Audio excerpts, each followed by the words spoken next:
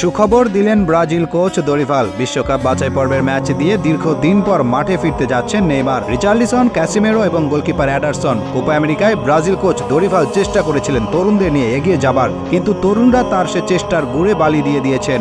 তাই এখন হুঁশ ফিরেছে কোচ দরিভালের। তিনি এখন বুঝতে পেরেছেন শুধু ক্লাবের বড় বড় নাম নয়, বরং ব্রাজিল দলের প্রতি যাদের ডেডিকেশন আছে, যারা ব্রাজিলের এই হলুদ জার্সির জন্য নিজের জীবন বাজি রাখতে পারেন, তারাই জায়গা পাবেন ব্রাজিল জাতীয় দলে। এদিকে উরুগুয়ান কিংবদন্তি লুইস সুয়ারেজ ব্রাজিল জাতীয় দলকে দিয়েছেন এক চমৎকার পরামর্শ। তিনি বলেন, ব্রাজিল যদি 2026 বিশ্বকাপ জিততে চায় তাহলে তাদেরকে আর্জেন্টিনাকে অনুসরণ করতে হবে। আর্জেন্টিনার খেলোয়াড়েরা যেমন নিজের সর্বোচ্চ দিয়ে দেখিয়ে দিয়েছেন তারা মেসির হাতে একটি শিরোপা তুলে দিতে চান এবং তারা সে কাজে সফল হয়েছেন। সেই একই কায়দা অনুসরণ করতে হবে ব্রাজিলকে। তাদেরকে এমন 10 জন খেলোয়াড় খুঁজে নিয়ে আসতে হবে যারা নেইমারকে সাহায্য করবে।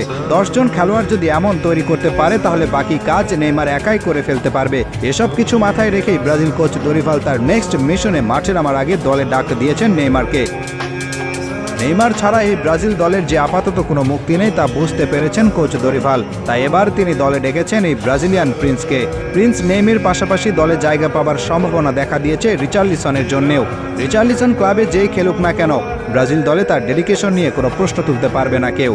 বিশেষ করে 2022 বিশ্বকাপে রিচার্লিসনের এই অ্যাক্রোবেটিক গোলের কথা তো এখনও মনে আছে ভক্তদের। ব্রাজিল হারলেও এই গোলটি জায়গা করে নিয়েছিল বিশ্বকাপের সেরা গোলের তালিকায়। রিচার্লিসন, নেইমারের পাশাপাশি দলে ফিরবেন ক্যাসিমেরো আসলে এমন একজন খেলোয়াড় যাকে কোনোভাবেই উপেক্ষা করা যায় না। রিয়াল মাদ্রিদের ট্যাঙ্ক হিসেবে পরিচিতি পাওয়া এই তারকাকে নিয়ে কারো মনে কোনো প্রশ্ন নেই। তাকে যখন যেখানে খেলতে দেওয়া হয়েছে সেখানেই তিনি দেখিয়ে দিয়েছেন তিনি কি জিনিস। গোলকিপিংয়েও হয়তো এবার একটু পরিবর্তন আসতে পারে। ব্রাজিল জাতীয় দলে দীর্ঘদিন থেকে আছেন এলিসন। একজন মেইন গোলকিপার হিসেবে তার অবদান কোনোভাবেই অস্বীকার করার মতো নয়, কিন্তু এখন সময় এসেছে এই জায়গায় অন্যদের একটু ঝালিয়ে দেখার। সেক্ষেত্রে অ্যাডারসন একটা ভালো অপশন। পাশাপাশি বেন্তুকেও একটু ট্রাই করে দেখতে পারেন কোচ দরিভাল, কারণ স্পেন এবং ইংল্যান্ডের সাথে অনুষ্ঠিত হওয়া ম্যাচে খুব ভালো পারফর্ম করেছিলেন এই তারকা।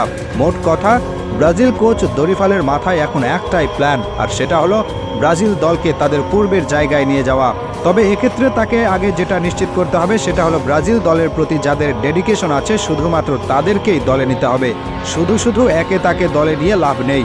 সম্প্রতি ভিনিসিয়াসও এক আলোচনায় ব্রাজিলের পরাজয়ের ভার তার কাঁধে নিয়েছেন। তিনি বলেছেন তিনি চাইলে হয়তো 2টি হলুদ কার্ড অ্যাভয়েড করতে পারতেন, কিন্তু তিনি সেটা করেননি। এজন্য ক্ষমা চেয়েছেন ভিনিসিয়াস।